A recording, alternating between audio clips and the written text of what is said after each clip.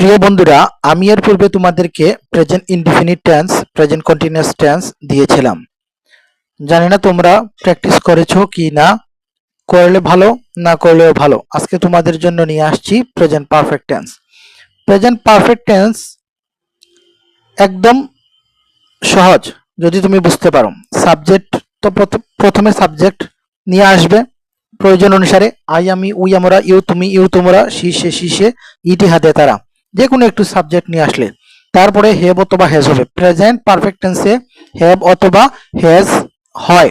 Third person singular নম্বরে has, বাকি সকল ক্ষেত্রে হ্যাভ ব্যবহৃত হবে। যেমন I I have eaten rice, I have eaten lunch. আমি দুপুরের খাবার খেয়ে ফেলেছি, এইমাত্র শেষ করিয়াছি। ভার্বের কোনো কাজ এইমাত্র শেষ হইয়াছে কিন্তু তার ফলে কোনো বিদ্যমান আছে। আমার কোনো সংজ্ঞা দরকার নাই, আমার কোনো কিছু প্রয়োজন নাই, আমি শুধু বুঝবো সাবজেক্টটা। সাবজেক্ট আসবে, সাবজেক্ট কি, নাউন অথবা প্রোনাউন আসবে বা এরকম কিছু একটা আসবে, তারপরে হ্যাভ অথবা হ্যাজ হবে, তারপরে ভার্বের পিপি হবে, প্রেজেন্ট পার্টিসিপল হবে, তারপরে একটা ভার্ব নিয়ে আসবে, এই শেষ, এনাফ। আই হ্যাভ ইটেন, এই যে ইটেন, আই হ্যাভ ইটেন, এটাই, তারপরে একটা ভার্ব নিয়ে আসবো। যদি নেগেটিভ করি তাহলে তার এই হ্যাভ ভার্বের পরে বা হেজের পরে একটা নট নিয়ে আসবো। He haven't, he have not, she has not, এরকম হবে। এই যে এই উপরের দিকে লেখা আছে তোমরা দেখো, আই, আমি, ইউ, আমরা, ইউ, তুমি, ইউ, তোমরা, সি, সে, সি, সে, দে, তারা, এগুলাকে নিয়ে বসে যখন তুমি প্র্যাকটিস করবে, বক্স বানাবে, নাম্বার এবং পার্সন অনুসারে প্র্যাকটিস করবে, তখন একদম সহজ হয়ে যাবে। বেশি প্রয়োজন হয় affirmative, negative, interrogative. Negative interrogative খুব একটা বেশি প্রয়োজন হয় না, সে কারণে আমি এখানে উল্লেখ করলাম না।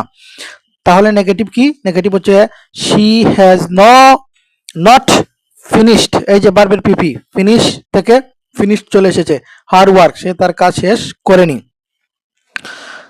তারপরে আসে ইন্টারগেটিভ, যখন অক্সিলারি ভার্ব কে সামনে নিয়ে আসা হবে, হ্যাভ অথবা হ্যাজ কে সামনে নিয়ে আসা হবে, তখন এটা প্রশ্নবোধক হয়ে যাবে। কিভাবে?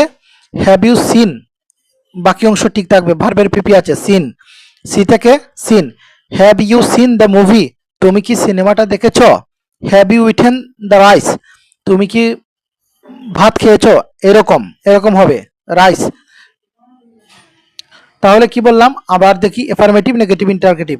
আই হ্যাভ ইটেন রাইস, এখানে ভার্বের পিপি যে কোনো ইচ্ছা মতো, হাজার হাজার ভার্ব আছে, যে কোনো ভার্ব ইচ্ছা মতো এখানে বসানো যাবে, তার ভার্বের পিপি, তারপরে একটা ভার্ব নিয়ে আসতে হবে।